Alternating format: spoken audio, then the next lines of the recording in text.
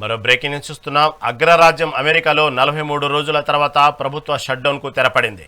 Shutdown close చేసే బిల్లును US Congress voting ద్వారా ఆమోదించింది. అయితే 222, 209 ఓట్ల తేడాతో షట్డౌన్ లిఫ్ట్ బిల్లు పాస్ అయింది.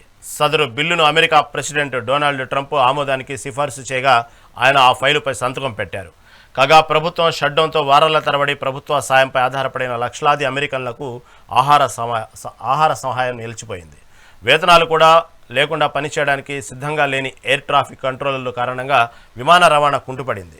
అయితే తాజాగా షట్డౌన్ లిఫ్ట్ బిల్లుపై ప్రెసిడెంట్ ట్రంప్ సంతకంతో అన్ని సమస్యలు పరిష్కారం కానున్నాయని అన్ని వర్గాలు ఆశాభావం వ్యక్తం చేస్తున్నాయి. ఆమోదం పొందబోయే బిల్లు ప్రభుత్వానికి జనవరి 30 వరకు మాత్రమే నడపడానికి నిధులు కల్పిస్తుందని వైట్ హౌస్ వర్గాలు తెలిపాయి.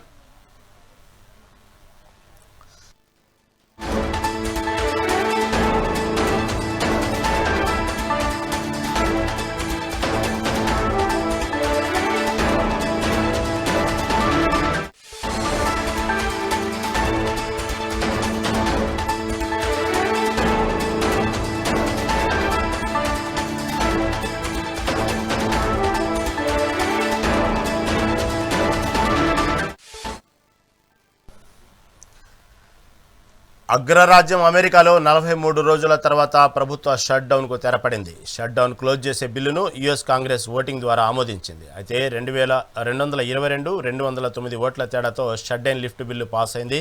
సదరు బిల్లును అమెరికా ప్రెసిడెంట్ డొనాల్డ్ ట్రంప్ ఆమోదానికి సిఫార్సు చేయగా ఆయన ఆ ఫైలుపై సంతకం పెట్టారు. కాగా ప్రభుత్వం షట్డౌన్తో వారాల తరబడి ప్రభుత్వ సాయంపై ఆధారపడిన లక్షలాది అమెరికన్లకు ఆహార సహాయం నిలిచిపోయింది.